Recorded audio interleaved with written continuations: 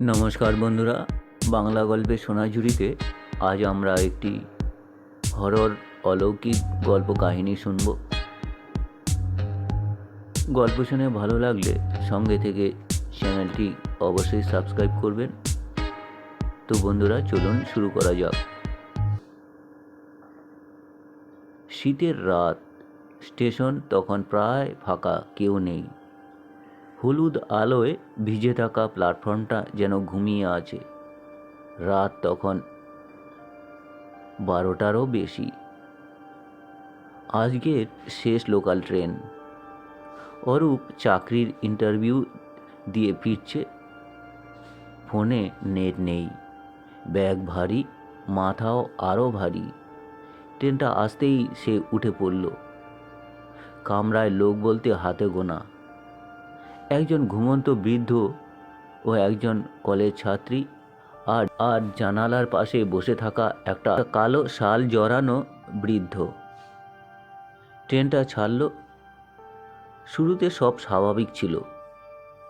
কিছুক্ষণ পর অরূপ খেয়াল করল বৃদ্ধ লোকটা এক দৃষ্টে জানালার বাইরে তাকিয়ে আছে। চোখ একবারও পলক ফেলছে না। ট্রেনটা যখন পরের স্টেশন পার হলো, অরূপ কেঁপে উঠল।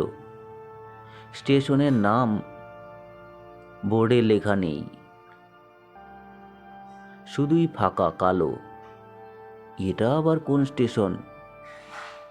অরূপ মনে মনে ভীষণ শঙ্কিত হলো। পাশের সেই কলেজ ছাত্রীকে জিজ্ঞাসা করল। সে ফিসফিস করে বলল, এখানে স্টেশন থাকার কথা নয়। ট্রেনের ভেতরে বাতাস হঠাৎ ঠান্ডা হয়ে গেল। বৃদ্ধ এখন ঘুমাচ্ছে, কিন্তু তার ছায়াটা সিটে অস্বাভাবিকভাবে লম্বা। হঠাৎ সেই কালো শাল জড়ানো বৃদ্ধ মুখ ঘুরে তার দিকে তাকালো। মুখটা যেন কুয়াশার ভেতর, স্পষ্ট নয়, শুধু দুটো চোখ অস্বাভাবিক উজ্জ্বল। সে খুব ধীরে বলল, তুমি নামছো না যে? অরূপের গলা শুকিয়ে গেল। কোথায় নামবো? বৃদ্ধ লোকটি জানালার বাইরে দেখালো। অরূপ তাকিয়েই আটকে উঠল। ট্রেনটা আর লাইনে নেই। চারপাশে শুধু অন্ধকার মাঠ, ভাঙা সিগন্যাল, আর দূরে একটা পুরনো স্টেশন। বোর্ডে লেখা কিচ্ছু নেই। সেই কলেজ ছাত্রটি কাপা গলায় বলল, এই স্টেশনটা 5 বছর আগে বন্ধ হয়ে গেছে। ওই রাতে শেষ ট্রেন ওখানেই ঢুকেছিল। ট্রেনটা হঠাৎ থামল। কোনো ঘোষণা নেই, দরজা খুলে গেল নিজে থেকেই। বৃদ্ধ লোকটি দাঁড়িয়ে পড়ল। এবার অরূপ দেখল পা মাটিতে ছুঁয়ে নেই। নেমে এসো, সে মিষ্টি গলায় বলল। আমরা সবাই এখানেই নামি। বৃদ্ধ লোকটা তখন চোখ খুলল। তার চোখ ফাঁকা, কণ্ঠস্বর হালকা হয়ে আসছে, নামিস না বাবা, নামিস না। অরূপের দম বন্ধ হয়ে আসছিল।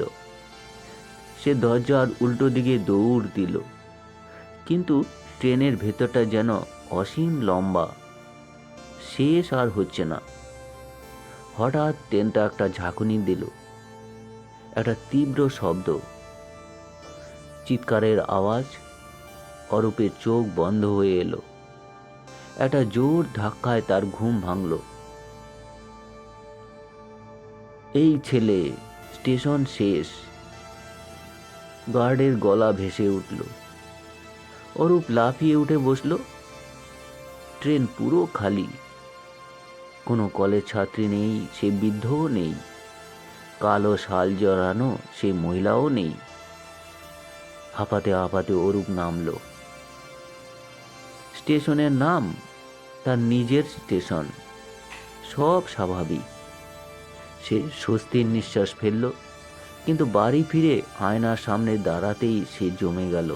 কাঁধে একটা কালো শালের আঁচল ঝুলছে, আর কানের কাছে খুব ধীরে একটা ফিস ফিস আওয়াজ, পরের বার নামতেই হবে।